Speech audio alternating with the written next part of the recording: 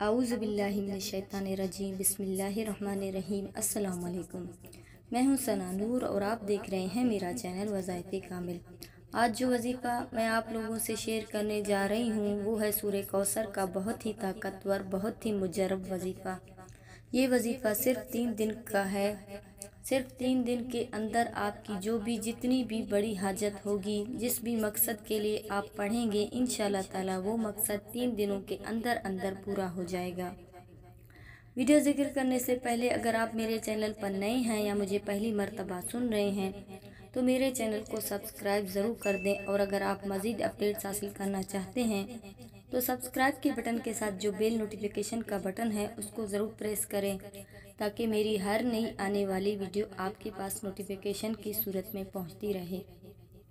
تو جیسے کہ میں نے ذکر کیا ہے، آج کا جو وظیفہ ہے وہ سورہ کوثر کا وظیفہ ہے۔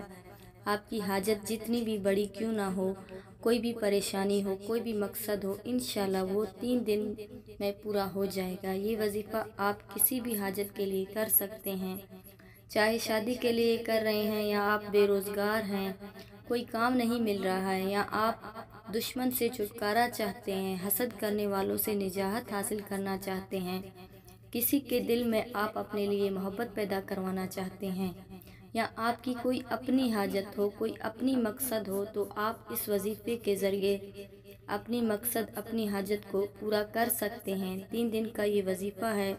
انشاءاللہ 3 دن کے وظیفے سے آپ کی ہر کام ہر مقصد پورا ہو جائے گا۔ تو وظیفہ آپ نے اس ترتیب سے پڑھنا ہے۔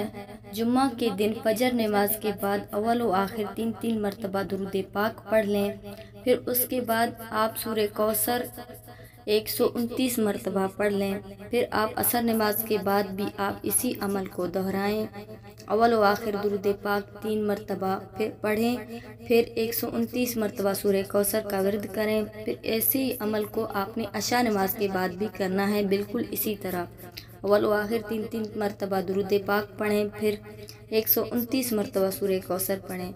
یہ تینوں وقت آپ نے سورہ کوثر بالکل اسی ترتیب سے پڑھنا ہے۔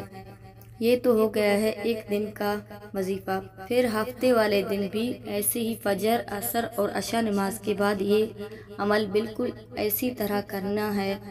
ایسے ہی آپ نے یہ تینوں دنوں میں وظیفہ کرنا ہے، اور آپ وظیفہ کرتے ہوئے کوئی بھی حاجت ہے، کوئی بھی مقصد ہے، اس کو ذہن میں رکھ کر آپ نے یہ وظیفہ کرنا ہے، اور وظیفہ کرتے وقت پورا دھیان آپ کی وظیفے پر ہونا چاہیے۔ اور جب بھی آپ وظیفہ کو مکمل کریں، درود پاک پڑھنے کے بعد آپ نے اللہ تعالیٰ کی بارگاہ میں اپنے مقصد کے لیے اللہ رب العزت سے دعا مانگنی ہے، اور دعا کم سے کم 10 سے 15 منٹ تک مانگنی چاہیے۔ ایسے آپ نے 3 دن میں 9 مرتبہ دعا مانگنی ہے۔ انشاءاللہ 3 دن پورا ہونے سے پہلے اللہ رب العزت سے مانگی جانے والی آپ کی ہر دعا قبول فرما دے گا انشاءاللہ۔ امید کرتی ہوں کہ آپ کو یہ میری ویڈیو اچھی لگی ہوگی۔ اگر اچھی لگی ہے تو لائک کیجئے، شیئر کیجئے، اور میرے چینل کو سبسکرائب بھی ضرور کر دیں۔ اسی کے ساتھ اجازت چاہوں گی۔ اللہ حافظ۔